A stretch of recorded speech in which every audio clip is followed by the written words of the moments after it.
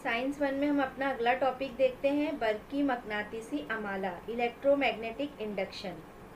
अब तक हमने देखा कि किसी बरकी मौसिल को मकनातीसी मैदान में इस तरह रखे कि इससे गुजरने वाली बरकी रॉ की सिम मकनातीसी मैदान की सिम पर उमूद होती है और फिर इस पर मौसिल पर कुव्वत असर करती है और तार में हरकत होती है। अब यहाँ पर हम देखेंगे 1831 में माइकल फैराडे ने सोचा कि जब बर्फ की वजह से क्या हो रहा है, मकनातीसी मैदान पैदा हो रहा है। तो उन्होंने सोचा क्या इसका उल्टा हो सकता है कि मकनातीसी मैदान की वजह से बर्फ पैदा हो सकती है। तो उन्होंने क्या किया, एक तजुर्बा किया। एक तजुर्बे में उन्होंने क्या किया कि उन्होंने मौसिल के तार को से क्या किया, एक बल्ब को जोड़ दिया और उसके बाद उसके पास वो जो है वो मैग्नेट लेकर गए। अब मैग्नेट जब वो लेकर गए उसके पास, तो उन्होंने देखा कि बल्ब जो है वो रोशन हो गया। अब यहाँ तो कोई भी बिजली नहीं थी, कोई भी इलेक्ट्रिक सप्लाई नहीं था, सिर्फ एक तार की मदद से उन्होंने बल्ब को जोड़ दिया था। लेकिन जैसे ही उन्होंने इस मैग्नेट को इसके करीब लाया तो उन्होंने पाया कि ये बल्ब जो है वो रोशन हो गया और जब उसे दूर लेकर गए तो बल्ब जो है वो उसकी रोशनी ख़त्म हो गई। तो यहाँ पर माइकल फैराडे ने 1831 में ये देखा कि जिस तरह से बल्ब से मकनातीसी मैदान बनता है, उसी तरह से मकनातीसी मैदान की वजह से भी हम बर्फ जो है वो पैदा कर सकते हैं। तो उन्होंने यहाँ पर देखो एक तजुर्बा दिया गया है, यहाँ पर एक मैग्नेट है और लच्छेदार तार के करीब जब लेकर आया गया तो इससे क्या होता है, मैग्नेट की वजह से आसपास जो है वो मकनातीसी मैदान पैदा होता है। ये इस तरह से दिखाया गया ये सब। तो ये क्या है, मकनातीसी मैदान है।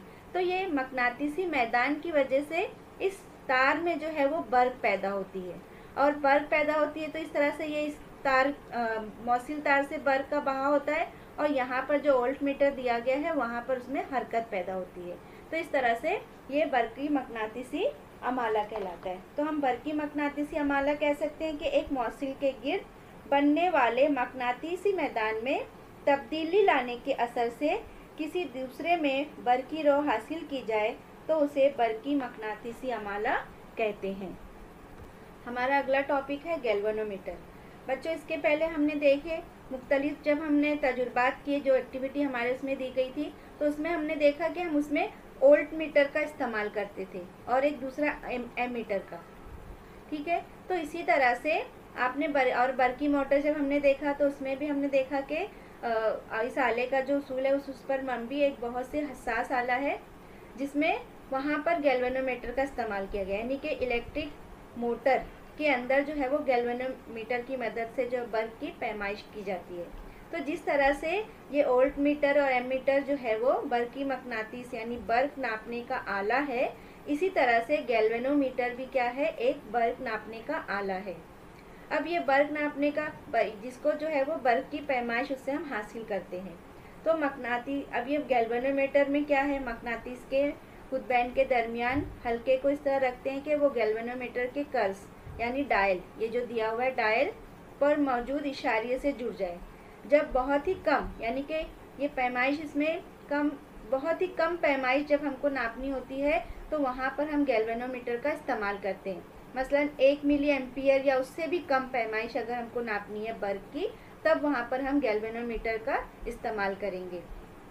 अब ये इसके अंदर जो यहाँ पे देखो दिखाई दे रहा है ये लाइन, जिसके अंदर हरकत पैदा होती है, जिससे कभी इस तरफ जाता है कभी दूसरी जानिब जा रहा है।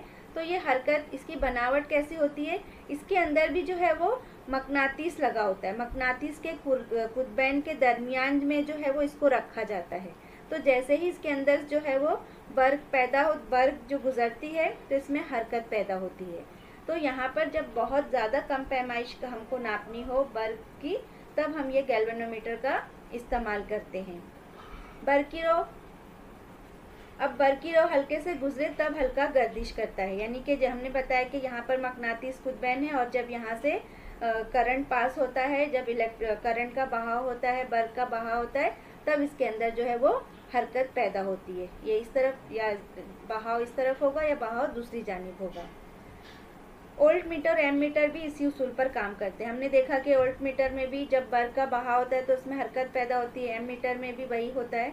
तो इस तरह से ये तमाम जो चीज़ें हैं, galvanometer, voltmeter, ammeter, ये तमाम जो है वो बर्की रॉ का बहाव जो है वो उसकी पैमाइश को नापने के लिए इस्तेमाल किया जाता है। गैल्वेनोमीटर के कर्स पर यहाँ पर 0 होता है, फिर यहाँ पे कुछ नंबर दिए रहते हैं और दरमियान में दर्ज किया होता है, यानी सिफर होता है।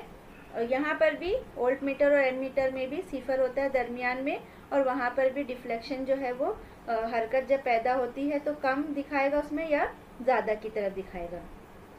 तो बर्की रॉ की सिम्त में मुताबिक इशारिया सिफर के दोनों जानिब घूमता है, यानी कि ये इस तरफ भी घूमता है और दूसरी तरफ भी घूमता है। तो ये गैल्वेनोमीटर में हमको सिर्फ ये ध्यान रखना है कि गैल्वेनोमीटर जब हमको बहुत कम पैमाइश नापनी हो, 1 मिली एम्पियर से भी कम पैमाइश नापनी हो, तब गैल्वेनोमीटर का इस्तेमाल किया जाता है। अब हम अपना अगला टॉपिक देखते हैं। यहाँ पर हमको एक तजुर्बा दिया गया है, बर्की मकनातीसी मैदान में हिलता हुआ तार रखने पर भी बर्की रॉ तैयार होती। ये भी जो है वो माइकल फेरेडे का जो बर्की मकनातीसी अमाला है उसी के लिए एक तजुर्बा यहाँ पर दिया गया है। यहाँ पर इस तजुर्बे में जो है वो जो भी अज्जा दिए गए उसको तरतीब दीजिए और दरमियान में जो है वो मकनातीस रखिए, और मकनातीस का जो सलाखनुमा मकनातीस है उसका शुमाली या जुनूबी कुतुब जो है वो नीचे रखिए। तार के करीब नीचे मकनातीसी सलाख का शुमाली या जुनूबी कुतुब होगा। इस तरह मकनातीसी सलाख जो है वो खड़ी कर दीजिए। अगर तार ए और बी, यहाँ देखेंगे हम तार ए और बी इस सिम्त में हिलता हुआ नजर आएगा, यानी तार में जो है वो हरकत पैदा होगी। पहले ये तार जो है वो इस तरह से सीधी दी गई थी, यहाँ पर ये तार जो है वो ऐसे दी गई है ये। अब जैसे ही यहाँ पर हमने मकनातीस रखा, सलाखनुमा मकनातीस, तो इसमें हरकत पैदा होगी, यानी ये तार ए सूरत में था, अब वो तार जो है वो बी सूरत में स्ट्रेट हो गया, सीधा हो गया। तो इसमें यानी कि हरकत पैदा हो रही है, तो हिलता हुआ नजर आएगा। और ये जब इसमें हरकत पैदा होगी तो ये जो गैल्वेनोमीटर है, गैल्वेनोमीटर में हमने पढ़ा कि बहुत हसास होता है, यानी कि 1 मिली एम्पियर से कम पैमाइश नापने के लिए हमको इसका इस्तेमाल करना है। तो यहाँ पर हमने इसको गैल्वेनोमीटर से जोड़ दिया। तो हम देखेंगे कि जैसे ही मकनातीसी मैदान हम करीब लेकर जाते हैं तो तार में भी हरकत पैदा होती है, तार की भी सिम्त बदल जाती है, यानी वो ए से बी सिम्त में आ जाता है, सीधा हो जाता है। और जब इस तार में हरकत पैदा होती है तो गैल्वेनोमीटर में भी जो है वो हरकत पैदा होती है, वो 0 से जो है वो इस तरफ आ जाता है। यही जो है फेरेडे का बर्की मकनातीसी अमाला है। तो ये तजुर्बे के ज़रिए इसको साबित किया गया है। अब हम अगला टॉपिक देखते हैं, यानी अगला अमल करके देखते हैं, प्रैक्टिकल। यहाँ पर देखिए बर्की 2 दिया हुआ, एक तो है तार का सोलेनाइड, यानी कि तार से बना हुआ लूप है जिसके साथ में गैल्वेनोमीटर जोड़ा गया है, और दूसरा एक जो तार का हल्का है जिसमें ये की है, कुंजी है, और इसके साथ में बर्की खाना यानी कि बैटरी को जोड़ा गया है, इससे बर्क जो है वो सप्लाई होगी। अब यहाँ पर ये बर्की खाने में देखो ये इस तरह से दिया हुआ है, कुछ भी नहीं है, इसका मतलब कि ये कुंजी का मतलब हो गया बटन। जैसे कि हमारा स्विच हम बंद और चालू करते, जब हम अपना बटन स्विच जो है वो बंद रखते हैं तो करंट, फैन अगर हमको चालू करना है तो बटन चालू करना पड़ेगा, अगर बटन बंद है तो यानी कि फ़ैन नहीं चालू होगा, यानी करंट का बहाव नहीं है। तो इसी तरह से ये कुंजी का इस्तेमाल इसमें किया जाता है। यहाँ पे अगर कुंजी के अंदर ये कोई डॉट नहीं दिखाई दे रहा है, यानी कुंजी बंद है, तो ये बर्क का जो बहाव है, जो बैटरी के ज़रिए करंट पास होने वाली है, वो करंट ऊपर पास नहीं होगी। तो यहाँ पे हम ये देख रहे हैं 2 चीज़ें दी गई है बच्चों। तो यहाँ ये इसमें हम देखेंगे, फिर दूसरी शक्ल में हम देखेंगे कि यहाँ पे एक डॉट दिया गया है, इसका मतलब ये है कि कुंजी को जो है वो खोल दिया गया है, यानी कि अब बर्क का बहाव जो है वो इस सिम से दूसरी सिम में जा रहा है। अब जैसे ही बर्क का बहाव होगा तो हम देखेंगे कि ये गैल्वेनोमीटर में हरकत पैदा होगी, यानी गैल्वेनोमीटर जो है वो जो सिफर पे था वो फ़ौरन एक जानिब हरकत करेगा। इसका मतलब क्या हो गया कि बर्क यानी इसके अंदर जब बर्क का बहाव होता है, यानी जैसी बिजली पैदा होती है, बर्की रॉ बहने लगता है, वैसे ही गैल्वेनोमीटर में हरकत पैदा हो रही है। इसका मतलब ये है कि यहाँ पर भी जो है वो एक मकनातीसी मैदान पैदा हो रहा है, जिसकी वजह से यहाँ पर क्या हो रहा है, इसमें हरकत पैदा हो रही है। फिर से हम कुंजी को बंद कर देते हैं और फिर कुंजी को यहाँ पर शुरू करते हैं, फिर से बर्क का बहाव होगा, तो फिर हम देखेंगे कि जो गैल्वेनोमीटर है जो 0 पे था, पहली बार जब हमने शुरू किया तो एक तरफ हरकत की, और जैसे ही बल्ब को बंद करके फिर से चालू किया तो फिर वो उसका जो सिफर पे आ गया था वो दूसरी जानिब हरकत करने लगा। यानी एक बार एक तरफ हरकत कर रहा है, इशारा दिखा रहा है, और फिर दूसरी तरफ बल्ब का बहाव चालू करने से शुरू करने से दूसरी जानिब हरकत कर रहा है। तो इसका मतलब ये है कि ये बर्की रॉ के बहाव की वजह से उसके आसपास जो भी बर्की मकनातीस दिया है, जो तार दिया गया है, उसके अंदर बर्क पैदा होती है, और उस बर्क को नापने के लिए गैल्वेनोमीटर लगाया गया है ताकि उसकी पैमाइश हम देख सके। वो सिर्फ हरकत करेगा तो उससे हमको मालूम पड़ जाएगा कि इसमें जो है वो बर्क का बहाव है, यानी इसमें भी बर्की रॉ पैदा हो रही है। तो इस तरह से हम ये तजुर्बा हमने किया। अब हम आगे देखते हैं कि इसमें भी क्या है, फैराडे का जो है वो बर्की मकनातीसी अमाला है। उनका पहला क्या था कि अगर हम मैग्नेट को किसी चीज़ के पास लेकर जाएं, यानी कि बर्की तार से उन्होंने जोड़ा और यहाँ बल्ब लगाया, और जब मैग्नेट को करीब लेकर गए तो उन्होंने देखा कि बल्ब रोशन हो गया। तो ये मकनातीस की वजह से यहाँ मकनातीसी मैदान पैदा हो रहा था। अब यहाँ पे बर्क की बैटरी की वजह से, यानी बर्क की बहाव की वजह से यहाँ पर जो है वो मकनातीसी मैदान पैदा हो रहा है, और उसके करीब जो तार का सोलेनाइड है वहाँ पर भी बर्क जो है वो पैदा हो रही है। तो ये भी जो है वो बर्की फैराडे का बर्की मकनातीसी अमाला के रूल पर ही काम कर रहा है। हम अपना अगला टॉपिक देखते हैं, फैराडे का बर्की अमाला का कानून। अब यहाँ पर सोलेनाइड में बर्की रूल, हम इसके पिछले वाले उसमें हमने देखा कि सोलेनाइड में बर्की रो, ये हमारा सोलेनाइड था, इसके अंदर जो है वो गैल्वेनोमीटर हमने जोड़ दिए थे। अब यहाँ पर बर्की रो जारी करते या बंद करते ही हल्के में अमाला से बर्की रो पैदा होती है।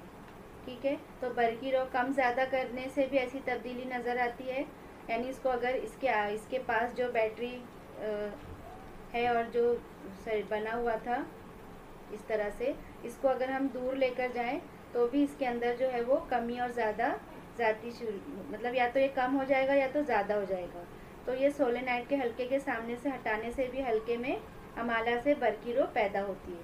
तो ये तजुर्बे से ये वाज़ेह होता है कि हल्के से जाने वाली मकनातीसी खतूत की तादाद तब्दील होने से हल्के में अमाला से बर्की रो पैदा होती है, और इसको फैराडे की तब्दीली का कानून कहते हैं।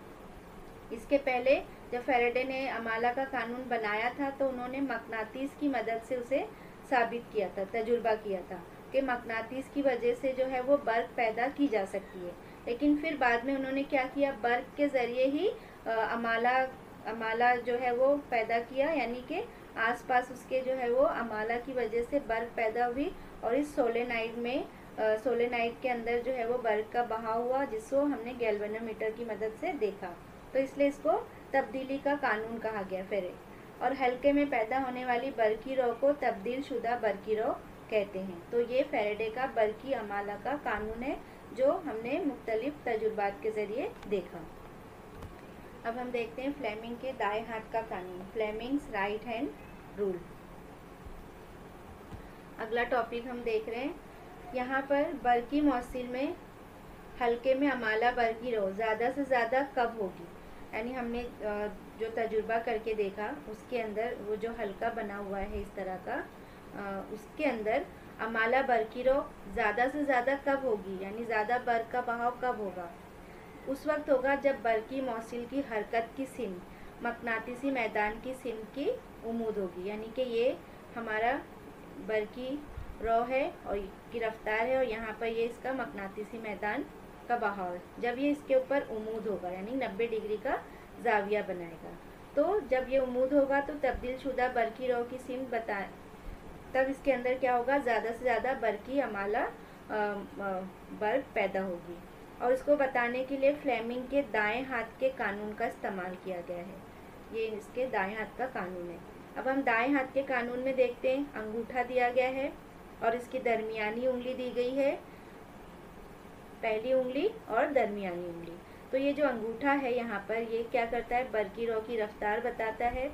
जो इसकी दरमियानी उंगली है, ये दरमियानी उंगली जो, तो यहाँ पर इसकी दरमियानी उंगली जो है वो बर्की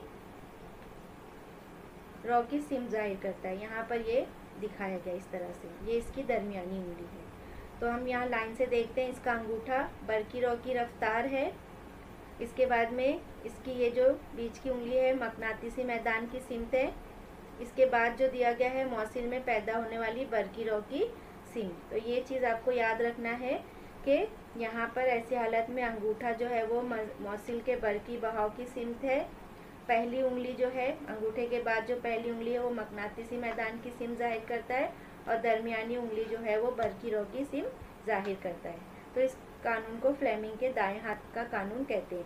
यहाँ पर ये इस तरह से इसको बताया गया है और इसी का इस्तेमाल करके हम आगे देखेंगे कि इसका इस्तेमाल जो है वो बरकी इलेक्ट्रिक जनरेटर यानी कि बरकी जनरेटर में किया जाता है। हम अगला अपना टॉपिक देखते हैं, मुतबादिल बरकी रॉ और रास्त बरकी रॉ, अल्टरनेटिंग करंट और डायरेक्ट करंट। अब यहाँ पर हम देखते हैं कि ऐसी बरकी रॉ को रास्त बरकी रॉ यानी कि डायरेक्ट करंट कहते हैं इसमें बरकी दौर में बरकी खाने से आकर वापस बरकी खाने की जानिब एक ही सिमत में बहने वाली गैर एहतजाजी बरकी रॉ, यानी कि ये बहाव जो है वो मुस्तकिल रहता है, या तो ज़्यादा होता है या तो कम होता है, एक ही मतलब बार बार चेंज नहीं होता है। तो ऐसी बरकी रॉ को क्या कहते हैं हम? डायरेक्ट करंट कहते हैं, रास्त बरकी रॉ कहते हैं। इसके बरक्स यानी इसका उल्टा, जिस बरकी रॉ की कदर और सिमत मुकर्ररा यकसा वक्फे के बाद बदलती हो इसको मुतबादिल बरकी रॉ कहते हैं, यानी अल्टरनेटिव करंट कहते हैं। अल्टरनेटिव करंट में यहाँ पे देखो ग्राफ दिया गया है, ये क्या है? मुख्तलिफ वक्फे के साथ बदलते रहती है, दिखाई दे रहा है। ये कैसी है? एहतजाजी है, यानी ऑस्किलेटरी है, चेंजेस इसमें वक्फे से हो रहा है, यहाँ कुछ भी मुस्तकिल नहीं है। तो इस तरह के करंट को हम क्या कहते हैं? अल्टरनेटिंग करंट कहते हैं, एसी करंट कहते हैं। एसी करंट का इस्तेमाल जो है वो हमारे घरेलू आलात जैसे कि बरकी हीटर है, फ्रिज है और इस्त्री, ये इनके अंदर जो है वो एसी करंट का, अल्टरनेटिव करंट का इस्तेमाल किया जाता है। इसके बाद जो डीसी करंट है इसका इस्तेमाल जो है हमारे घरेलू आलात में जैसे कि बड़े पैमाने पर हम नहीं करते।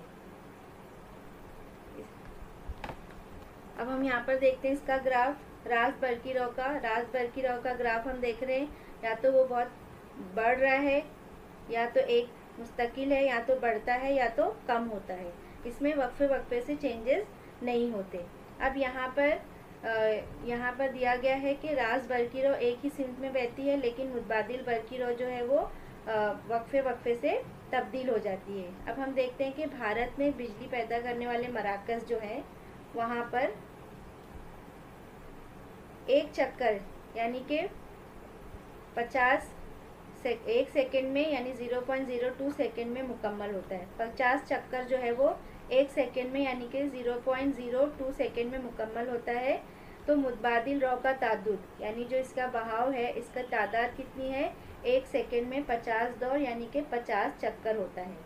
अब बरकी ताकत को दूर ले जाते वक्त मुतबादिल बरकी रॉ की शक्ल में बहा कर ले जाना फ़ायदेमंद होता है। इसकी वजह से ये है कि रास्त बरकी रॉ के मुकाबले मुतबादिल बरकी रॉ की वजह से ताकत को कम से कम नुकसान के साथ मुंतकिल किया जा सकता है। इसलिए घरों में जो मुहैया होने वाली बिजली है वहाँ पर मुतबादिल बरकी रॉ का ज़्यादा से ज़्यादा इस्तेमाल किया जाता है। इसके बाद जो रास्त बरकी रॉ है, हमारे घर में इन्वर्टर होता है, तो इन्वर्टर को हम देखते हैं चार्ज करके रखते हैं, लाइट जाने के बाद हम उसका इस्तेमाल करते हैं। तो सिर्फ इस तरह की चीज़ों में जो है वो रास्त बरकी रॉ का इस्तेमाल किया जाता है। एसी करंट का यानी कि मुतबादिल बरकी रॉ का हमारे घरों में ज़्यादा से ज़्यादा। हम अपना अगला टॉपिक देखते हैं, बरकी जनरेटर और बरकी मोटर। ये दोनों टॉपिक जो है वो बहुत इम्पॉर्टेंट है। बरकी जनरेटर में ये तकरीबन 5 से 6 मार्क्स का सवाल आता है, एक 2 मार्क्स का सवाल आता है इसमें, इसके उसूल। इसके बाद में इसका 2-3 मार्क्स का सवाल होता है खाका बनाइए, और 3 मार्क्स का या 2 मार्क्स का सवाल होता है तरीक़ेकार। तो इस तरह से ये टोटल जो है वो 5 मार्क्स का या 6 मार्क्स का सवाल होता है। तो हम यहाँ पर देखते हैं कि बरकी जनरेटर का उसूल क्या है, यानी ये किस उसूल पर काम करती है। तो बर्की जनरेटर जो है वो एक तो बर्की मकनातीसी अमाला इस उसूल पर काम करती है, और दूसरा जो है वो फ्लेमिंग के दाएं हाथ के कानून के ऊपर ये काम करती है। यानी अगर आपको सवाल आता है कि बर्की जनरेटर जो है वो किस उसूल पर काम करती है या इसके उसूल क्या है बर्की जनरेटर के, तो हम यहाँ पर लिखेंगे कि बर्की जनरेटर बर्की मकनातीसी अमाला और फ्लेमिंग के दाएं हाथ के कानून के उसूल पर काम करती है। इसके बाद में इसका खाका। अब ये खाका यानी कि इसकी शक्ल बनाना है, तो यहाँ पे जो ये 3D दिया हुआ है मकनातीस, उसको हम 3D ना बनाते हुए सिर्फ हम सिंपल जो है वो इसकी जगह पे मुस्ततिल नुमा बॉक्स बना सकते हैं। इस तरह से ये हमारा N होगा और दूसरा जो है वो हमारा S होगा, और बाकी का जो शक्ल दी गई है वो आसान है। तो इस तरह से इसका खाका भी बहुत आसान है। इसमें ध्यान रखेंगे कि देखो ये भी मुस्ततिल है, ये भी मुस्ततिल, दरमियान में लूप जो है मुस्ततिल नुमा, ये जो खाका तार का जो जुड़ा तार की जो जोड़ दी गई है वो भी मुस्ततिल नुमा है। और यहाँ पर इसके अंदर क्या है, ये ABCD लूप है मुस्ततिल नुमा, इसलिए इसके 4 नाम है।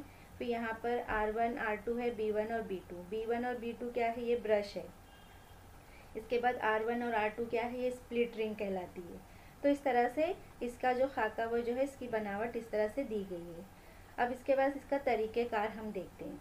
तरीक़ेकार में अब इसमें एक चीज़ और हम जान लेते हैं कि मकनातीसी इस बर्की जनरेटर के अंदर इसमें क्या क्या चीज़ें जो है वो अंदरूनी तौर पर जुड़ी होती है। तो अंदरूनी तौर पर जो है यहाँ पर ये मकनातीस है, हमको बर्की जनरेटर के ऊपर नज़र नहीं आएगा कि वहाँ पर हम मकनातीस है। मकनातीस अंदर होगा, लूप भी अंदर होगा, फिर ये ब्रश है, स्प्लिट रिंग है, ये सब चीज़ें क्या होगी, अंदर होगी। अंदरूनी तौर पर इनको जोड़ा गया रहता है। ऊपरी तौर पर हमको सिर्फ ये बर्की तार नज़र आएगा। तो इस तरह से ये जो है वो इसका खाका हम आसानी से बना सकते हैं। अब हम देखते हैं इसका तरीक़ेकार।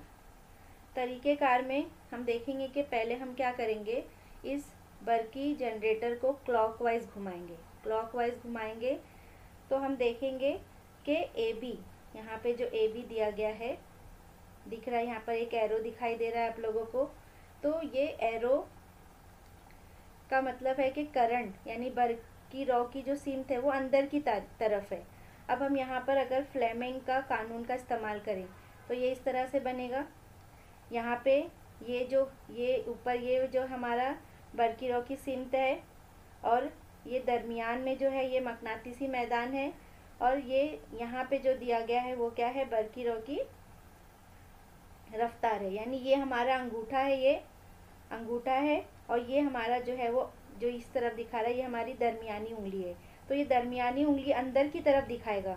तो अंदर की तरफ दिखाना यानी कि बर्की रॉ का जो सिमत है वो अंदर की तरफ है, और यहाँ पे ये एरो से हमको दिखाई भी दे रहा है। तो अगर बर्की रॉ की सिम जो है वो अंदर की तरफ है, इसका मतलब इसका असर AB पर होगा। तो AB जो है वो ऊपर की तरफ होगी, और CD जो क्या होगा, नीचे की तरफ चला जाएगा। तो यहाँ पर भी फ्लेमिंग का जो है दाएं हाथ के कानून का इस्तेमाल किया गया है। अब यहाँ पर हम देखेंगे कि जो मकनातीस है, मकनातीस का जो बहाव है यानी वो N से S की तरफ जाता है। तो जब N से S की तरफ जाएगा तो ये AB क्या होगा, हमने इसको क्लॉकवाइज घुमा दिए, तो ये AB जो ऊपर है इस तरह से, ये क्या जाएगी, जब इस तरफ आ जाएगी। तो जब यहाँ पर आएगी तो जो यहाँ पे CD दिया हुआ है वो जाहिर सी बात है वो CD कहाँ चला जाएगा, नीचे की तरफ चला जाएगा। तो इस तरह से जब हम इसको क्लॉकवाइज घुमाएंगे तो हम यहाँ पर अपनी खुद की ओन वर्ड्स में भी इसको तरीक़ेकार लिख सकते हैं कि जब हम जनरेटर को क्लॉकवाइज घुमाएं तो AB की सिमत ऊपर की जानिब होगी और CD की सिमत जो है वो नीचे की जानिब होगी, और मकनातीस जो है वो N से S की तरफ इसका बहाव होगा, N से S की तरफ होगा, और यहाँ पर फ्लेमिंग के दाएं हाथ का कानून का इस्तेमाल किया जाएगा।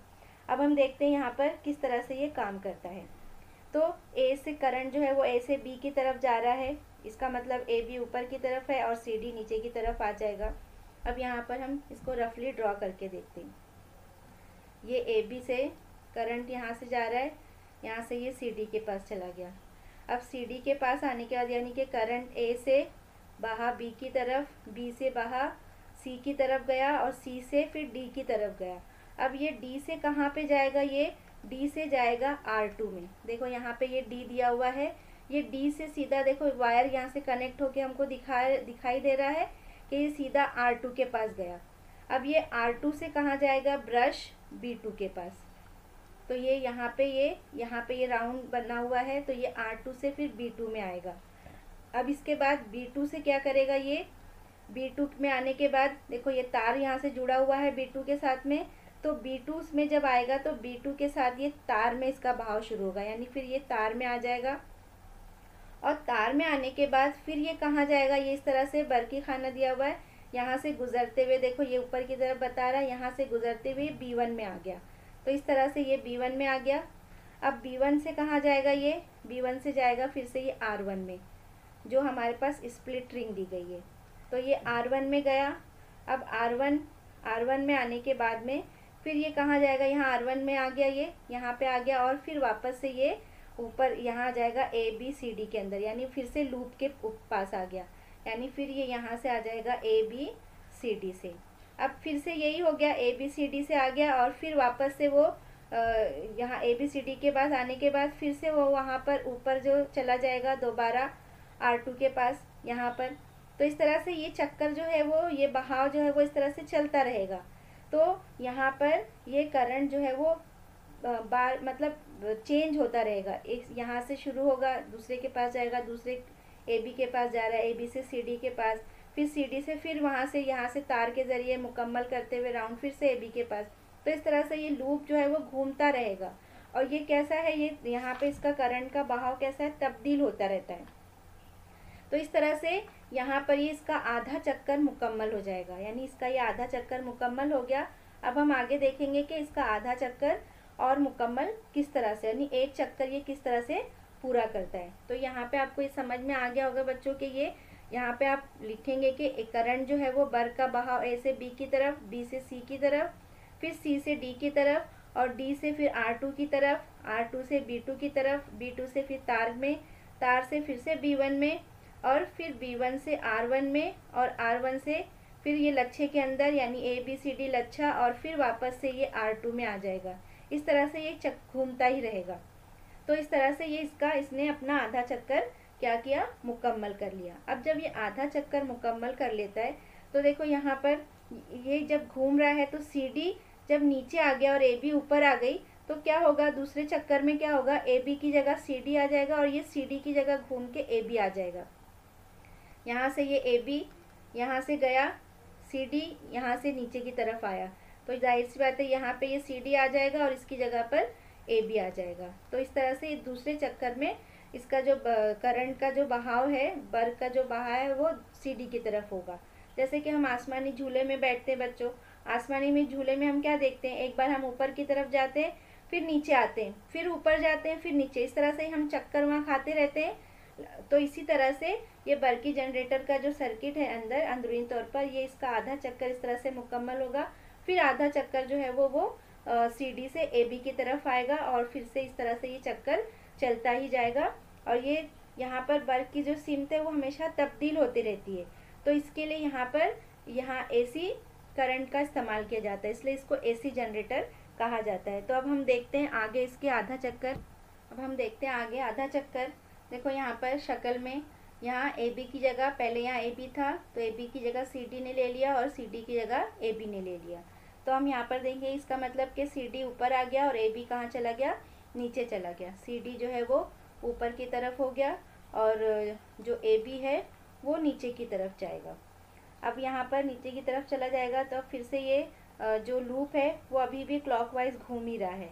इसका मतलब यहाँ पर क्या होगा, बर्क की सिम क्या होगी, C से D की तरफ होगी, D से B की तरफ होगी, फिर B से A की तरफ जाएगी, और फिर A से जो है वो AC फिर वो कहाँ जाएगा, यहाँ पर देखो, यहाँ A से सॉरी ये B होगा और यहाँ पर ये A होगा, और यहाँ पे ये C और ये D, यानी C से D की तरफ जा रहा है, D से B की तरफ, और B से फिर A की तरफ आ रहा है। अब ये A से किस तरफ जाएगा, A से आ जाएगा ये R1 के अंदर, तो यहाँ पे ये R1 में आ गया। अब R1 से जाएगा ये, यहाँ पे R1 से जाएगा ये B1 के अंदर यहाँ पर, तो ये R1 से गया B1 में ब्रश के अंदर, ये स्प्लिट रिंग के अंदर गया, फिर B1 में गया। अब ये B1 के ज़रिए, यानी यहाँ पर जो B1 दिया है उसके ज़रिए ये तार से जुड़ा हुआ है, तार में जाएगा और तार के ज़रिए फिर से जाएगा ये B2 में। यहाँ पर